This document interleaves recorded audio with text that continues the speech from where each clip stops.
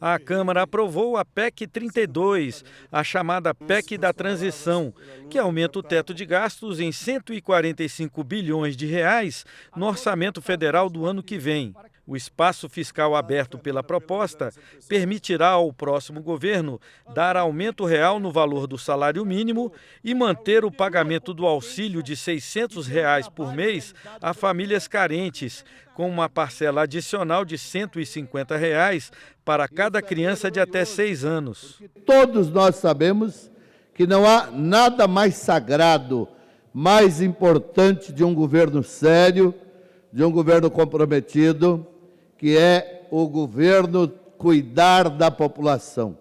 Aprovar o programa Bolsa Família, R$ 600, aprovar R$ 150 para as crianças até 6 anos de idade, é a gente dizer, o Congresso Nacional e o presidente Lula e o governo federal dizer, nós vamos garantir que nenhuma pessoa passe fome, que nenhuma pessoa esteja numa situação de vulnerabilidade, que é o direito mais sagrado, constitucional e humano, que é o direito à alimentação. Alguns partidos votaram contra a aprovação da matéria. Essa é uma PEC cuja maior parte do valor, quase 100 bilhões de reais que ela está tirando do teto de gastos, está sendo feita para, de um lado, dar um cheque em branco para o governo eleito,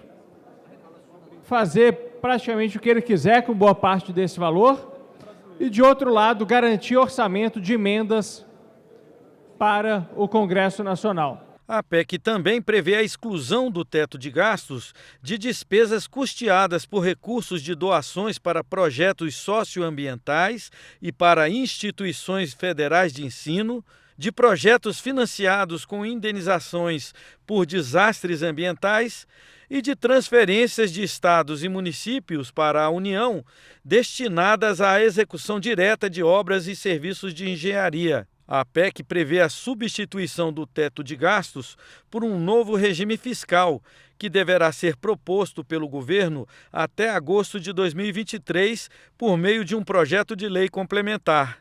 Existem 4 regras de âncora fiscal em todos os países. A primeira regra, primeira âncora, é a âncora do gasto, que é feito em alguns países, que eu vou já elencar. A outra regra é você acompanhar a evolução da dívida pública. A terceira regra é feito, deputado Enio Verra, não pela apresentação do orçamento equilibrado, mas pela execução do orçamento equilibrado, que é uma coisa muito difícil, né, de se alcançar. E a quarta regra é seguir a despesa baseada na receita. A desconstitucionalização de regras para o regime fiscal, que estabelece limites de endividamento do governo, dividiu os debates do plenário. O que nós estamos votando aqui é um dos pontos mais importantes da PEC. Nós estamos acabando com o regime fiscal do nosso país. Nós estamos dando um cheque em branco ao governo do PT. E nós já vimos o que aconteceu no governo Dilma, o governo da pedalada, o governo da irresponsabilidade. É assim que eles agem. Como é que eu vou votar para acabar com o regime fiscal nessa PEC, sem saber o que tem no conteúdo da lei complementar? Isso é um absurdo. Eu ouço aqui falar em cheque em branco. Nós nunca demos um cheque em branco ao presidente Bolsonaro, porque o teto estava mantido na Constituição durante os 4 anos de governo dele. Foram 4 anos de fura-teto.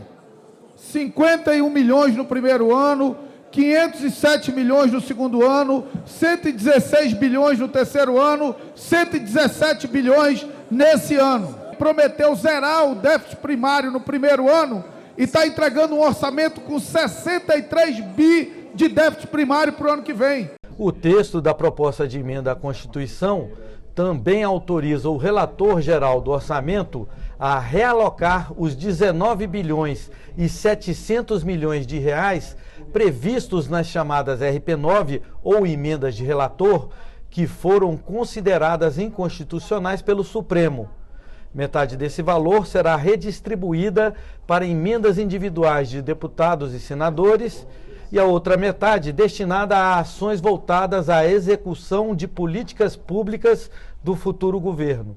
Ao final da votação, o presidente da Câmara elogiou o papel dos líderes na busca do acordo para a matéria e destacou a importância de sua aprovação para o governo que toma posse em 1º de janeiro. Uma discussão muito firme, com muita democracia, com muita conversa, como tem que ser na política, com muito equilíbrio e, sem sombra de dúvidas, com a perseguição da boa política. Na boa política, eu queria fazer aqui um agradecimento a todos os líderes que participaram do processo de confecção, votação e aprovação desta PEC. Eu entendo que todo governo eleito democraticamente ele tem que ter a oportunidade de demonstrar para a população e ter a possibilidade de entregar aquilo que prometeu em campanha.